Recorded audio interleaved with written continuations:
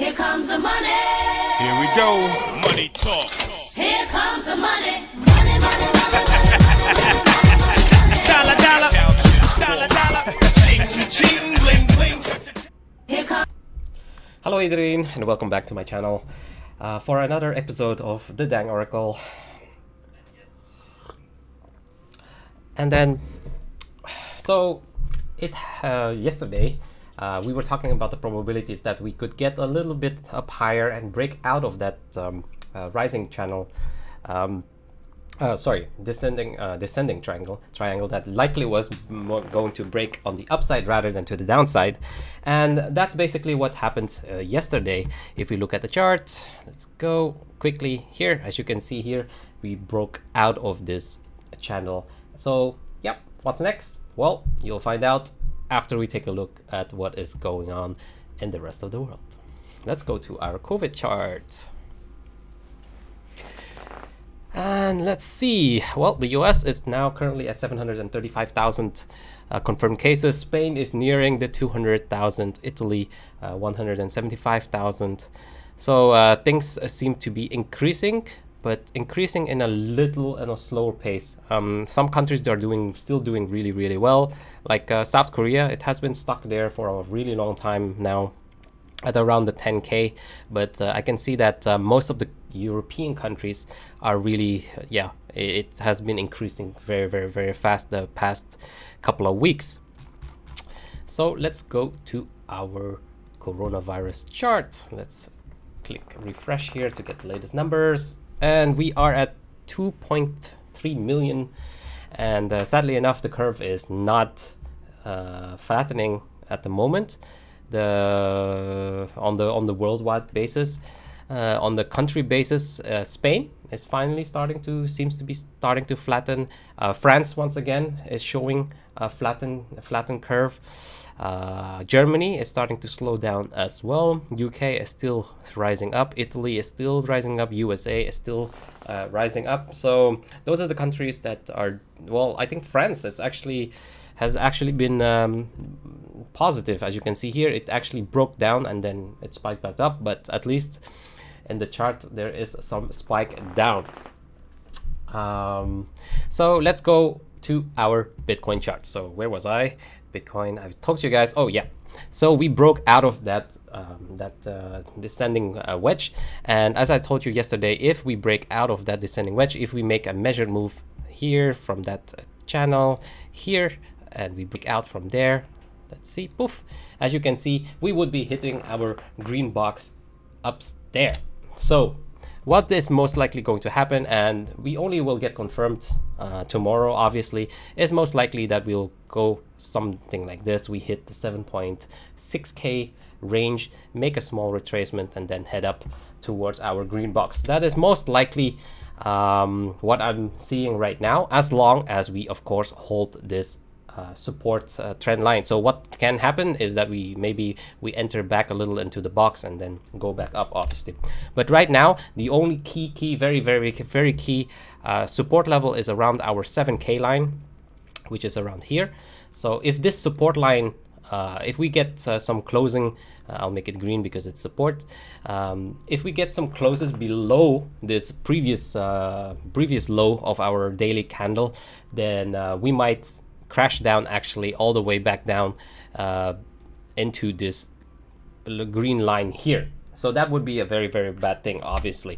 So but as long as the 7025 line green line is respected, then I don't see any issues at all. And as you can see, we made a nice retest actually of this support, that's the descending wedge as well. So that's actually pretty positive for now. And also yesterday we closed, as you can see, daily candle closed above the EMA 55, which is a very strong push up. So for now, I do have to say that for now, everything looks quite weak. all the stock RSI, everything is actually pointing a little bit more down. So this, like I said, it can easily retest the 7.1k once again here at this level at the EMA 21 on the 4-hour chart. That would still not be a problem. We can even wick down, like I said, to the like 7,025 area. But if that area breaks, then we have a problem.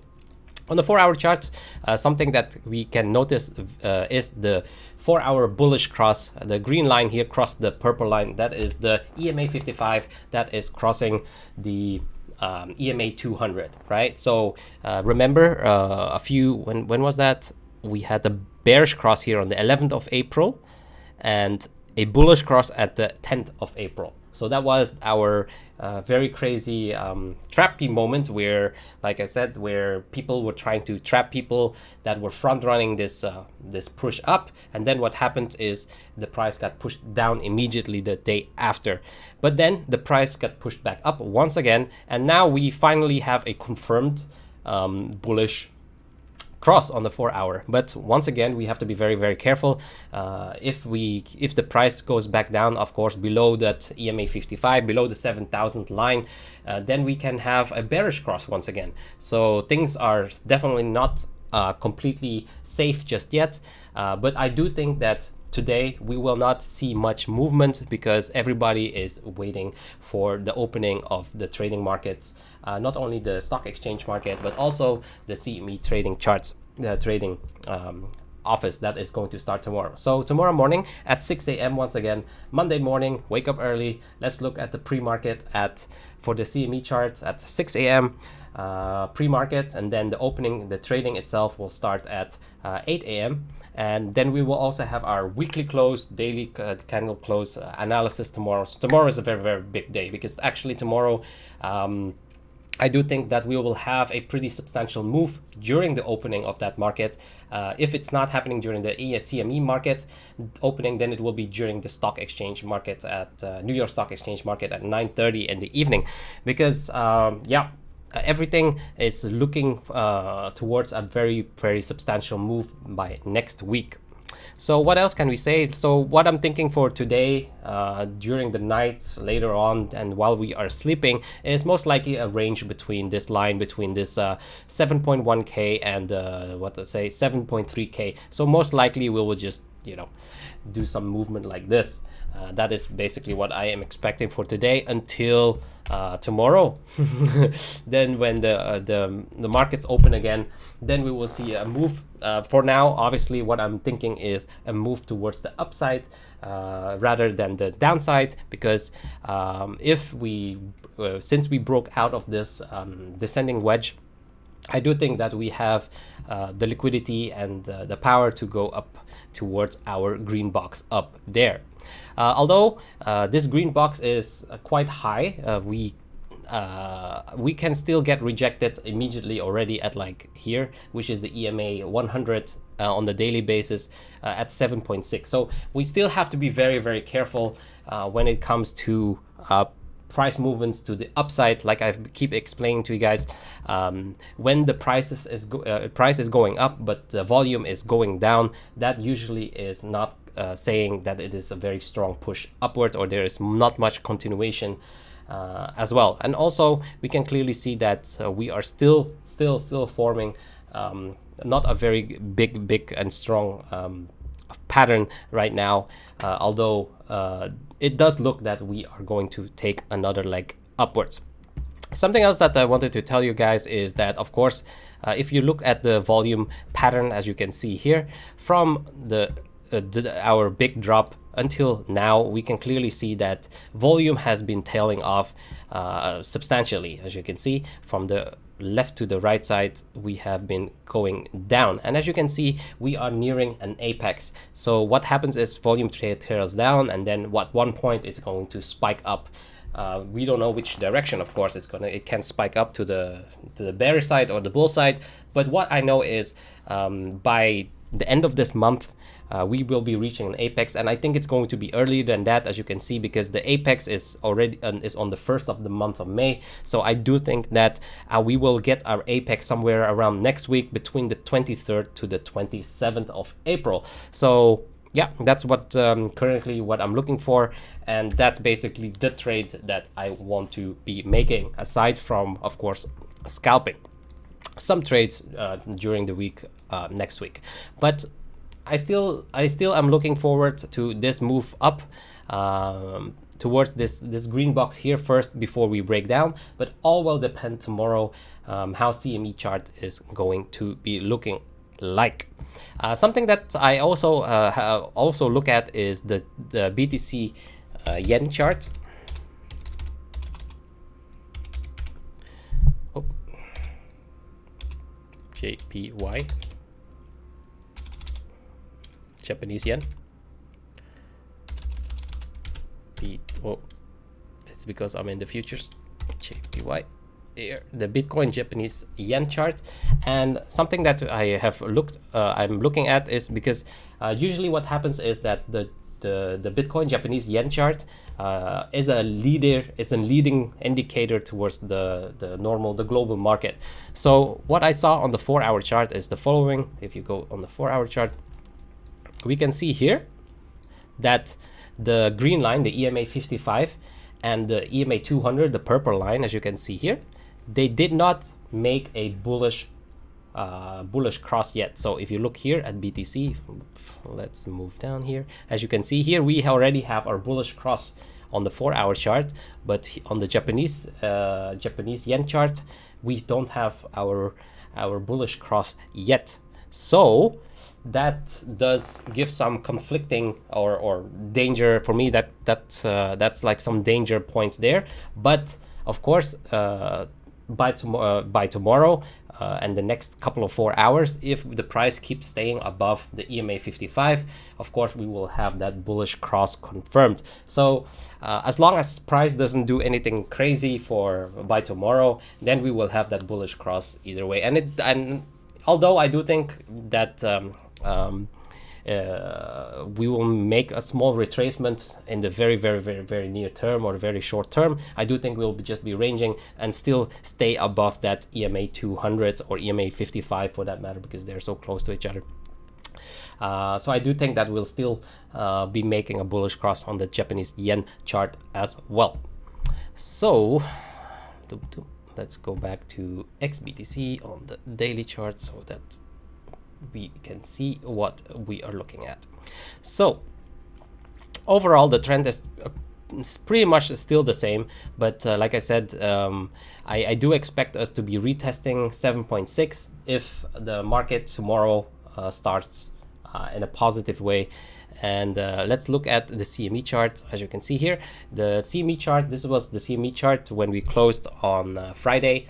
And the CME chart is actually still showing that we are in that falling channel, a falling wedge. It's not like a spot price.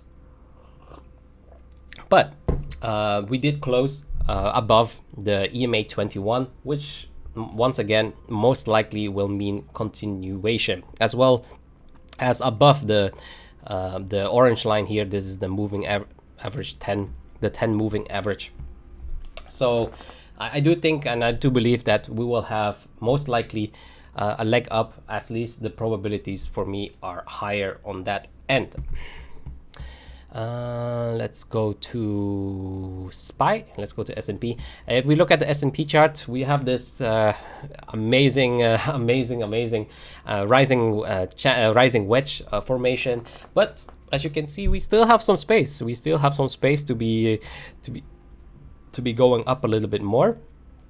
This is actually a very good close. The daily close was very good on Friday. Actually, if you go on the daily chart, look, this is a very bullish close and a very bullish candle as well, and it's above the EMA 55 as well. So I do think that we still have a little bit more power to most likely go to 291, maybe. Yeah, 291 here at the EMA 100 on the daily. So if S&P, if SPY goes to that level, I do think that Bitcoin will reach to our level as well, around the 7.7, 7.8K. That's what I am expecting. Let's go to Nasdaq. Nasdaq has always been, is for me the leading indicator now for all the markets. And as you can see, Nasdaq has also closed pretty well on the day. We made a higher high, as you can see, in comparison with Thursday. And yeah, I think, well, Nasdaq is starting to look a little bit more toppy. I do think that it's starting to look a little bit more toppy. Let's look on the weekly. No, the weekly still looks pretty good, but yeah, I still think we have a little bit higher here. Not that much, but a little bit. Yeah. But yeah, I think at one point we will be reaching that rising wedge, and then the bears will will be happy, I think, because yeah, if not, we can have this very bullish V-shaped correction. It would be really crazy if we break through it and then go back to our previous level like nothing has happened before. That would be completely crazy. But yeah, anyways, talking about the S&P, as we can see, Trump has been very happy with the S&P recovery, and we can see one of the articles that he was saying today, and you can see that.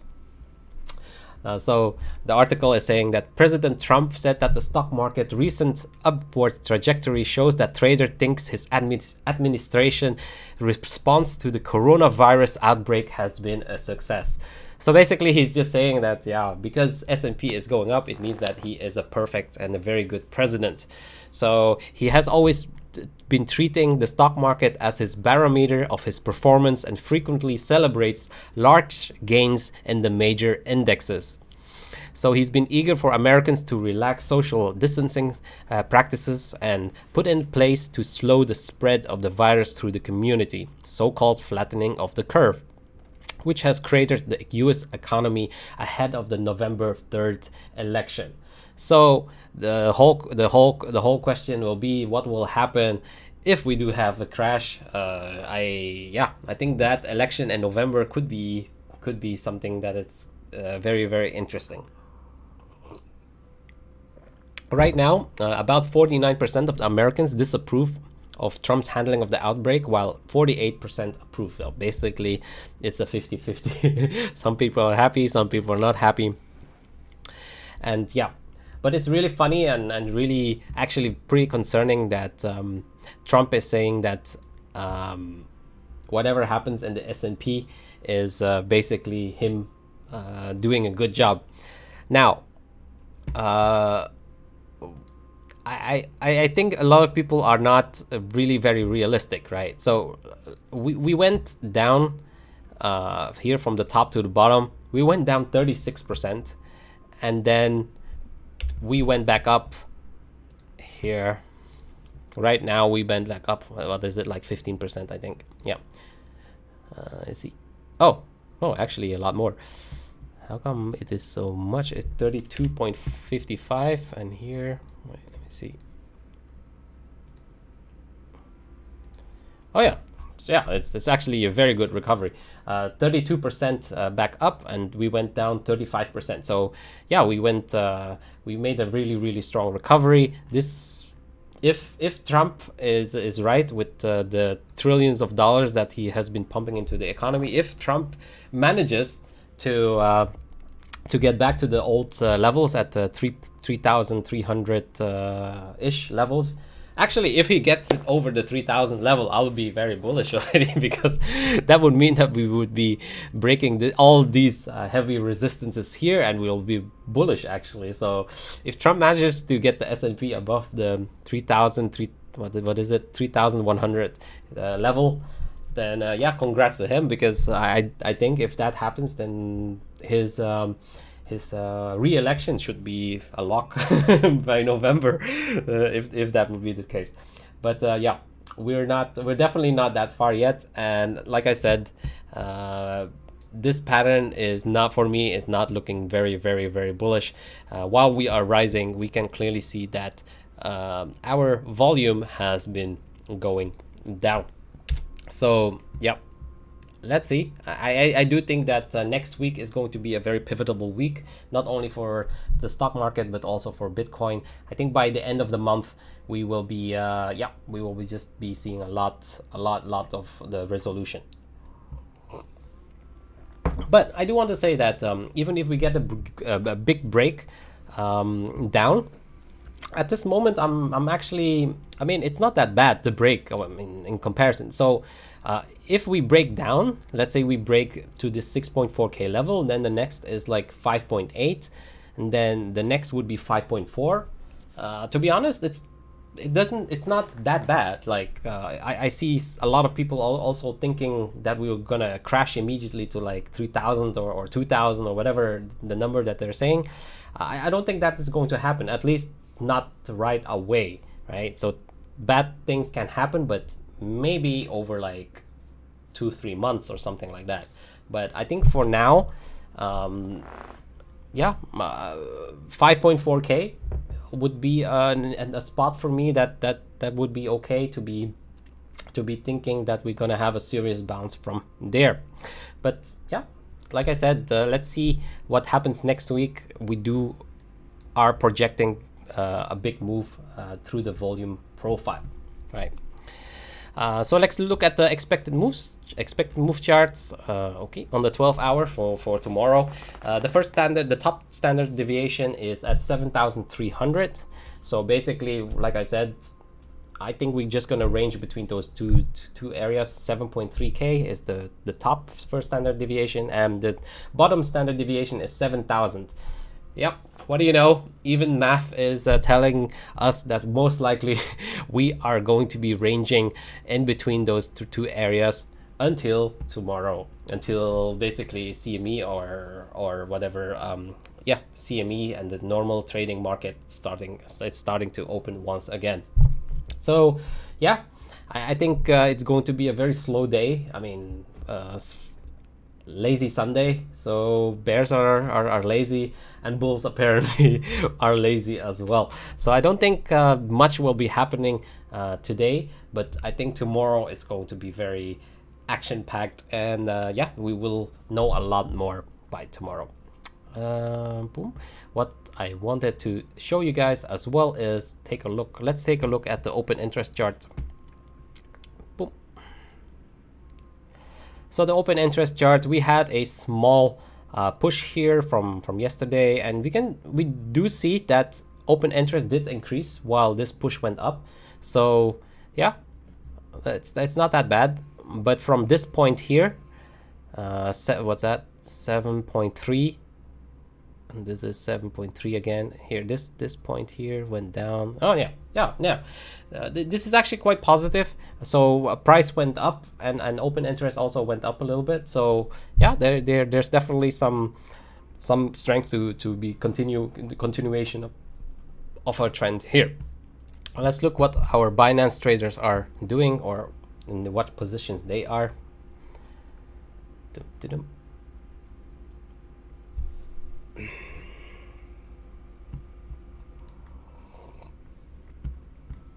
So short is 51% and long is 48%. So it's a little bit more short, but longs are gaining a lot of traction here, while the position itself is 47% short and 52% still long. So that means that while the rest of the traders are 53%, almost 53% short and 47% long. So the top traders are still in a long position, which once again kind of like tells me that this run upwards is not done yet, and most likely we'll be seeing one more leg up or another leg up until I see these long positions turn into shorts from top traders. I think that will be the end of the road. But yeah, I do think that next week will be confirming what major macro trend is going to happen.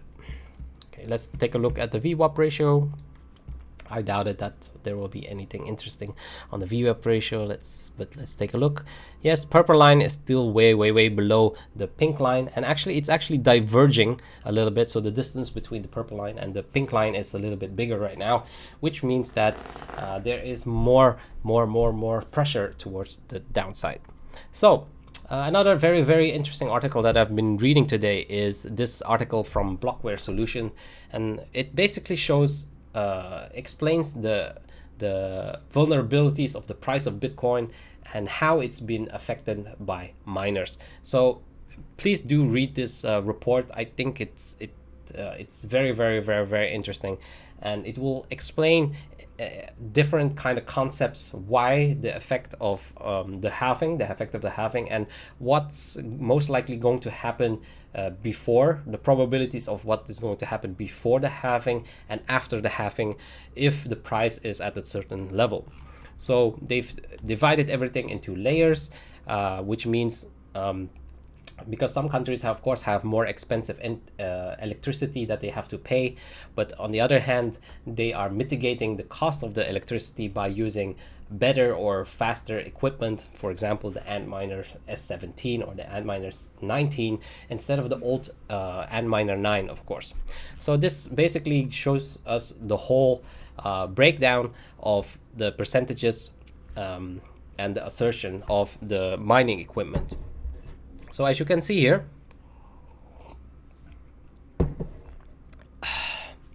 the percentage of the next gen or Bitmain S17 versus the old Bitmain S9 is actually at this moment 61.38 versus 38.63%. So that means that over 60% of the miners are already using the newer equipment, but there's still a very substantial, as you can see, a very substantial amount of people using the old mining equipment, the S9. So let's scroll here. If Bitcoin is at 10,000, it's actually a healthy margin for everybody, as you can see. If Bitcoin is at the price of $10,000, 96.3% of the Bitcoin generated in S9 and even in layer 8 will be sold to cover electricity expenses. It means that they have to sell almost their whole, whatever they're mining, almost everything, and they only can keep around 3%.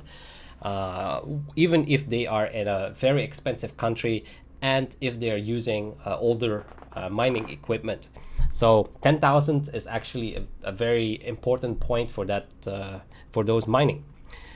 7,500 is what we call, what people are saying like the break-even point for a miner, but that's really not really true, because if you are, of course, in a more expensive country, for example here in layer 6, 7, and 8, you will actually be creating a loss, a big loss, the mining. So additionally of mining, they will have to be selling their stack of Bitcoin to be covering the cost of the electricity. So we can also, the articles is also showing the difference between operational results and on paper results. So a lot of people are just saying like, well, if you're not profitable, then just shut off your your equipment, and then just wait for better times, for example. But it doesn't work like that, because most of the times, for example, people have contracts with electricity companies for a longer period. For example, they say like, okay, give me a fixed low rate for the next year, for example, and I promise you that I'll be using at least the minimum of this amount of electricity on a monthly basis and pay you on a monthly basis. And so they can create a long-term contract with that electricity company. So if you shut that down, obviously you are breaking the contract with that electricity company. Another thing is most of the times they are, for example, renting co-located facilities, right? So the facility locks that miner equipment for a certain period. For example, you're renting that co-location a spot or place for 1 year, and then you get that specific price, or you get you have to stay there, or you have to put your mining equipment there for 1 year, 2 years, or so, and so on. So in reality, it's very hard to just shut down. because you have other responsibilities, and there are other factors, of course, like that. So it gives you examples why the problem of the price. So if you see here, if Bitcoin is at 7,500 before the halving, you can see that the break even has improved 61.77%, but it also means that a lot of the layer 6, 7, and 8 will have to be shutting down because they won't be profitable anymore. If we get a Bitcoin at $5,000 before the halving, then as you can see, a majority are in loss, and they are forced to be shutting off as well. So that would be a very, very, very big significant amount of miners that are going to be shutting down. So as you can see, if the price it stays at 5,000, a lot of inefficient miners will have to be shutting down.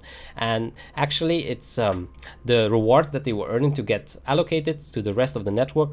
And actually, this is healthy, and because it will actually get a relief of the sell pressure, because the miners won't be able to, when they're shutting down, they won't be able to mine anymore, and thus there will be less BTC supply or sell pressure on the market as well. So they are giving us a scenario for before the halving and after the halving, what would happen if Bitcoin is at 5,000 after the halving. Of course, then we will see a lot of shutting off because the amount of rewards is half that you're gonna get after the halving. And if price is only at 5,000, as you can see, then the wipe off of is already from starting from layer 2 if you have an old system, right? So it would really clean up almost all the old mining equipment. So if that's the case, that is basically what is going to happen. So a lot of people are speculating that this price stage at right now, before the halving and after the halving, a lot of people are speculating that we are actually going towards that, around that 5,000 or even a little bit below 5,000, is actually to clear out the miners, and that is to make sure that 40% here, this 40% of the S9 miners are going to be forced to be shutting down, and then we only have efficient miners, the S17 and the S19 that is upcoming, and the market goes on. So basically it's a game of competition, right? So the strong miners survive and the weak miners get wiped out. I think it's very interesting to be seeing how the dynamics work with the price and the miners, and why I do think that we most likely will get this shutdown from all the old mining equipment first before we go up in price once again. So that's one of the reasons why I do think that even though I usually only look at technical analysis, and like I keep telling you guys before, if we are looking at the charts, just the charts, we can clearly see that most likely this is not the end of a push back down. It doesn't mean that this 3.8k, something like that, this is on the Bitstamp chart, 3.8k is not our bottom. It could easily be our bottom, but I do think that we get a stab back down towards near that area, maybe 3.5, maybe 4k, who knows, somewhere around that area. And until I see some bullish, daily bullish divergence, then only I can talk about a reversal, because like I said, this push up here, the spike up here, it looks really good. The problem is the volume is tailing off, as you can see here, and that usually shows that this is only a relief bounce and not a reversal. So let's do a bearish retracement from the top to the bottom to maybe see if some FIP levels are interesting. So if we look at the top here, that is our 10.5k, of course, to the bottom, our 3.8k. And what do you know? If you look at it, we are exactly here at our 0.618 FIP level to 0.65, which is our golden pocket ratio. So like I said, we can still wick up from this golden pocket ratio to like here 7.6 to 7.8. I do think that is still a probability, but I don't think we will be going much higher than that. And looking at what happened in the past, if we look at the previous bearish crosses, where is my here? If we are looking at the previous bearish crosses, then in 2018, of course, where we had our bearish cross here, in 2018 where we had our bearish cross here, what happened is price went down and then spiked up and hit our orange line or our EMA 55 and then hovered around on the sideways, and then we get a major crash. What happened before that in 2014 is when we had that bearish cross,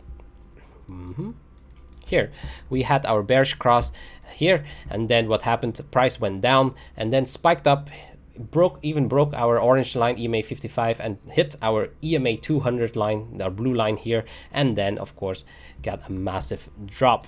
And let's look what happens in now. And what happened now is a very similar scenario. We have a bearish cross here. What happens is price went a little bit down, then makes a pushback up.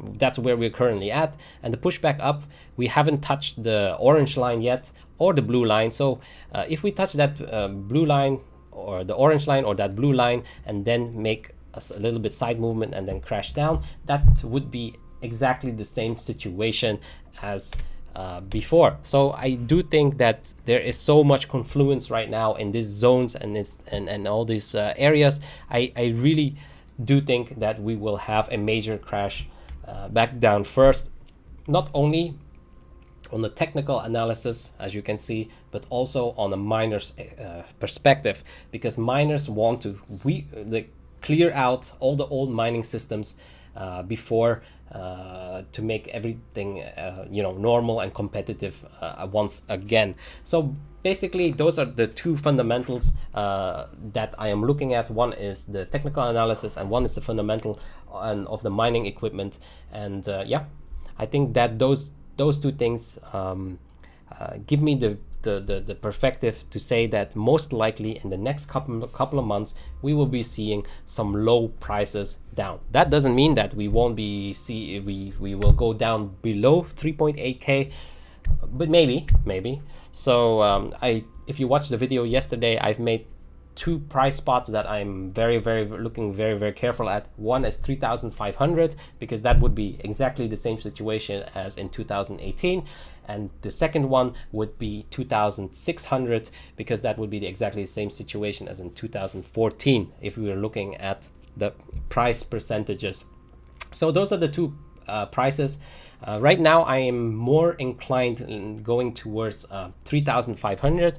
And another thing that I can tell you about the 3,500 price is also the following.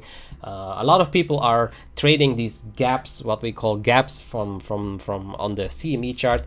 And what do you know, if you scroll back all the way here, we can see that there is one gap here that has not been filled, and the gap is exactly at 3,500 ish, something like that. 1 second, let me try to find it where it was not filled. Dun, dun, dun, dun. It's a very small gap, and it's actually, for me, it's pretty much meaningless. But yeah, there are people who are talking about gaps on the CME chart all the time, so this is for them. I think this is the gap. Yeah, this is the gap here between this spot and this spot here, and that would be 3,000. No, I don't think that's the gap.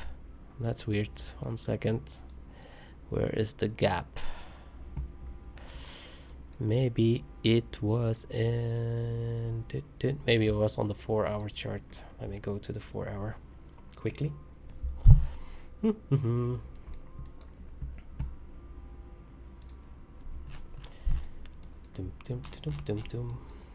Where is that gap? I found that gap somewhere. Oh. Where is the gap? Where is the gap? Where? Crazy.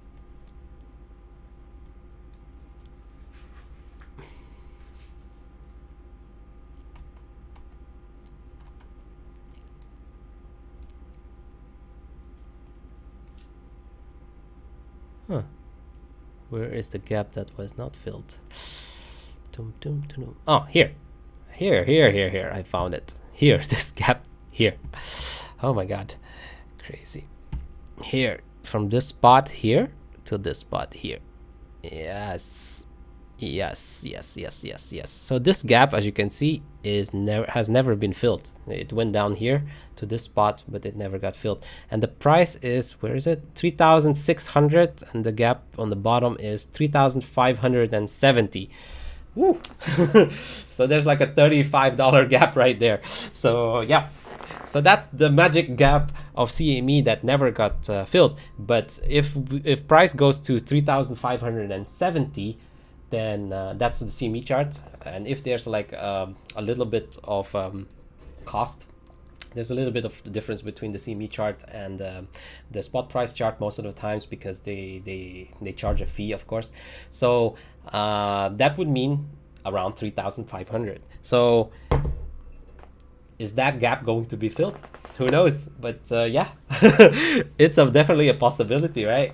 So for the people that love to trade gaps, well, there you have it, 3.5K, and it would match my 2018 projection of the 2-day bearish cross to the downside. Yeah, I think that's very, very interesting. So yeah. Anyways, like I said, I don't think a lot of action is going to happen today. I do think tomorrow it's going to be a very, very interesting day. I do believe as long as we keep holding today above this green line here, or above the 7,025-ish, something like that, if we don't close any candles below that, I do think we have some further continuation towards the 7.6K range, and then hopefully a small retracement, and then this might be our end game here, guys.